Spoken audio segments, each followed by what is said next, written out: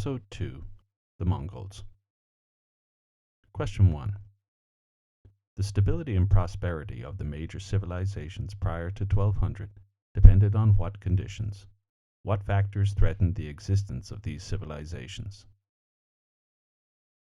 Prior to 1200, the major civilizations occupied relatively isolated regions and were concerned more with internal issues than with interactions with other major powers. Empires in Europe, Asia, and West Africa largely developed along similar lines.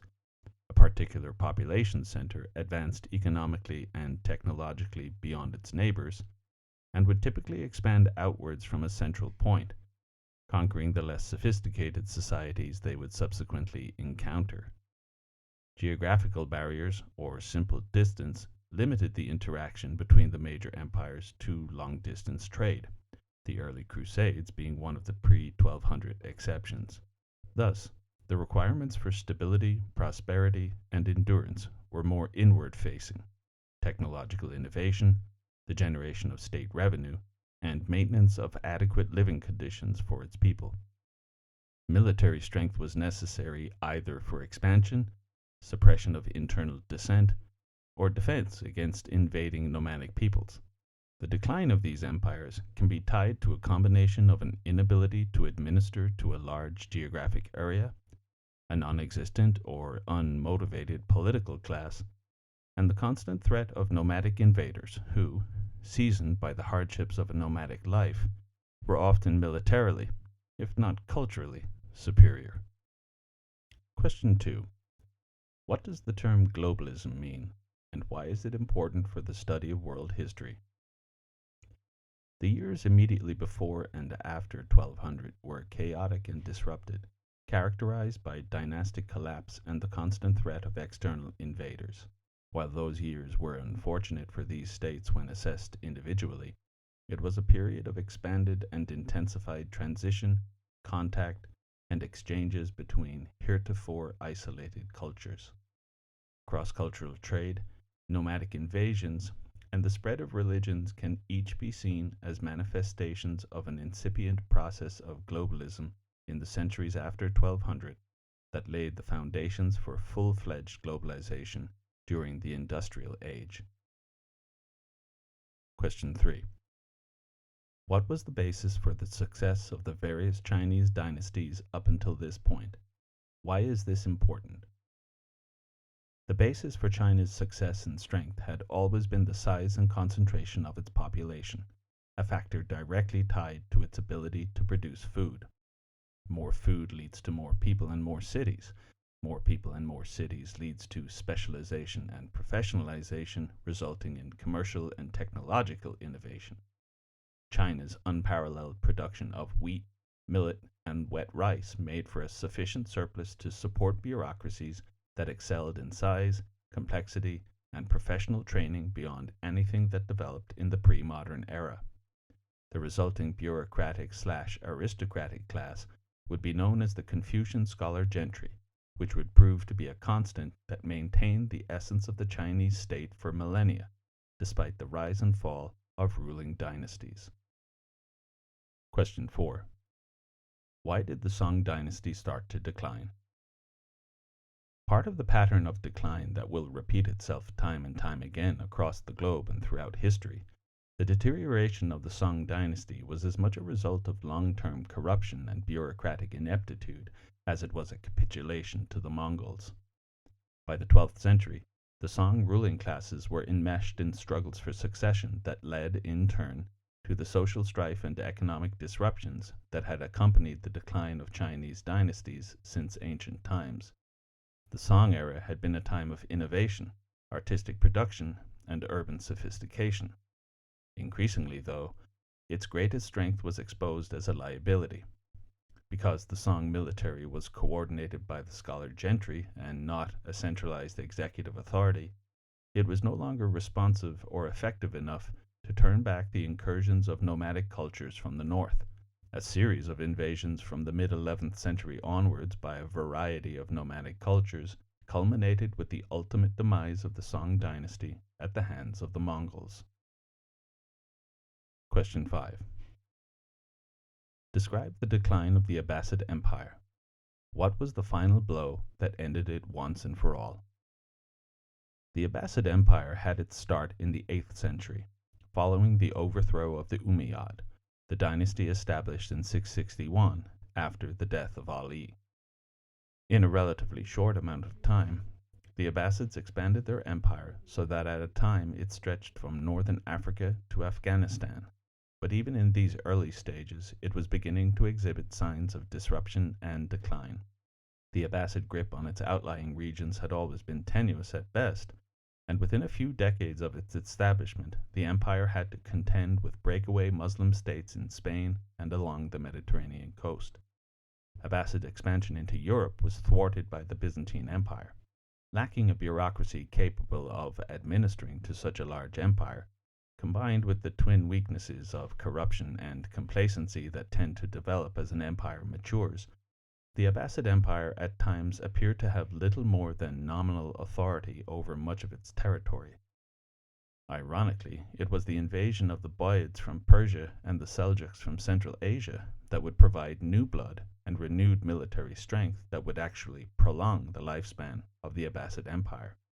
Nonetheless, the deterioration of the empire continued with increasing speed.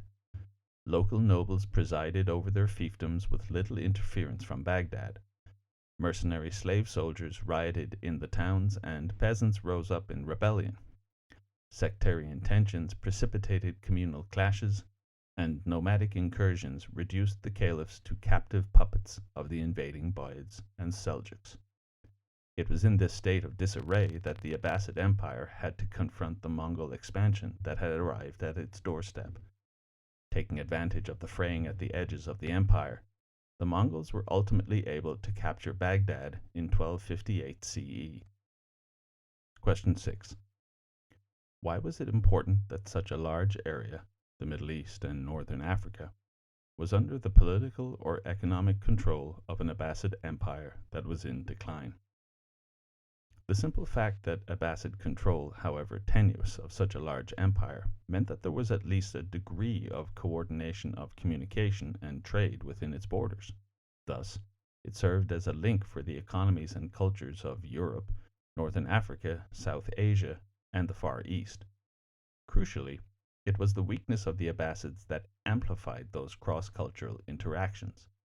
If an empire is strong, with a dominant monocultural ruling dynasty, it might very likely be an obstacle to trade and communication and intercultural interaction between regions around its periphery. The existence of the Abbasid Empire provided the infrastructure, such as it was, necessary to facilitate cross-cultural interaction. Its weakness meant that this interaction often could occur free from significant interference. Question 7. What was the most important factor in the spread of Islam, especially in sub-Saharan Africa? In the early years, during Muhammad's lifetime and the period of the 4 rightly guided caliphs, military expansion was the primary vehicle for the spread of Islam. So integral was Islam to the identity of the empire of Muhammad that the spread of the empire and the spread of the religion were one and the same. Even during the Umayyad and Abbasid eras, military expansion continued to facilitate the spread of religion, but the upper limit on the size of the empire meant that the spread of Islam beyond the borders of the Muslim heartland would have to be by other means. Muslim traders would prove to be pivotal in the spread of Islam to Southeast Asia and sub-Saharan Africa. The vast distances traversed and the sheer number of regions engaged in the intercontinental trade underscored the degree to which intercultural connections between Africa, the Middle East, India, and Southeast Asia had been established by 1200 CE. The Silk Roads connected East Asia to Europe. Caravans connected the Mediterranean coast of Africa to the sub-Saharan kingdoms of West Africa. Maritime trade in the Indian Ocean connected the Muslim heartlands to Southeast Asia and beyond. These commercial arteries would prove to be the primary means by which Islam would spread. Question 8. What contributed to the decline of the Byzantine Empire? Compare this to the decline of the Song dynasty. The Byzantine Empire was the sprawling successor to the Roman Empire, covering a vast amount of territory in Eastern Europe and the Middle East. Byzantium's territories, and the trade routes that enriched them, were regulated and defended by one of the largest and most complex bureaucracies in human history. Similar to the scholar gentry class in Song China, this bureaucratic class was both a source of strength and, ultimately, a factor in the decline of the Byzantine Empire. Mirroring the situation in China, the excess of bureaucrats and departments made for a level of factionalism and corruption that, over time, would prove to be the Byzantine Empire's undoing. Imperial succession was often contested, and corruption was rife, often blatant, and over time these political weaknesses played a major role in the decline of the empire. Though the Byzantines were able to successfully resist the Mongols, their later conquest by the Ottomans echoed the Mongol conquest of the Song. Question 9. Looking ahead, why is the schism in the Christian Church so important when we consider the significance of Western Europe in the development of the modern era? How does Russia factor into this? Theological and liturgical disputes, such as what sort of bread ought to be used in communion services, led in 1054 to a schism in the Christian community between the Latin Church centered in Rome and the Orthodox Church led by the Byzantine Patriarch. This religious split caused a political and cultural chasm to open up between Eastern and Western Europe. Western Europe's isolation from the growing trans-regional networks of Africa, the Middle East, South Asia, and East Asia meant that its political and cultural development would be insular and idiosyncratic. Cut off from Asia by the Byzantine Empire and Africa by Muslim Spain, Europe stagnated economically and culturally for centuries. Crucially, however, Western Europe developed a distinct identity that, despite the near continuous state of war that persisted between Western European states, meant that they had more in common with each other than with the Muslim, Byzantine, or other far-flung cultures. Russia, with its close ties, both cultural and economic, to the Byzantine Empire, would develop a socio-cultural identity markedly different from that of Western Europe. The East-West divide between Russia and the West was thus set. Question 10. How did the introduction of one piece of technology, the stirrup, influence the entire socio-economic development of medieval Europe? For most of European history prior to the introduction of the stirrup, the use of cavalry in warfare was limited. Without a stirrup, a rider cannot wield heavy weapons on horseback and stay mounted. Side note, a notable exception to this was the companion cavalry of Alexander the Great, who used mounted troops to great effect. This anomaly was made possible by the use of lighter weapons that proved to be devastating when combined with training that increased a rider's leg strength and thus his ability to stay mounted. The type of warfare that was developing in Europe in the years after the decline of the Western Roman empires emphasized heavy armor, which in turn necessitated heavy weapons. Without a stirrup, a soldier on horseback could not swing an effective enough weapon. The introduction of the stirrup elevated cavalry from a peripheral role to a central one. Cavalry would become the tanks of medieval warfare. Armor, and the horses necessary to bear the weight of all that armor, was prohibitively expensive. Additionally, the physical condition necessary to fight on horseback meant that these cavalrymen, knights as they would become known, would require full-time training. A socioeconomic system necessary to support this increasingly significant warrior class was required, and thus feudalism was born. A knight would be given a grant of land, a fief, in return for his loyalty to a more senior nobleman, a lord, for example. The lord, in turn, would for similar reasons owe his loyalty to the king.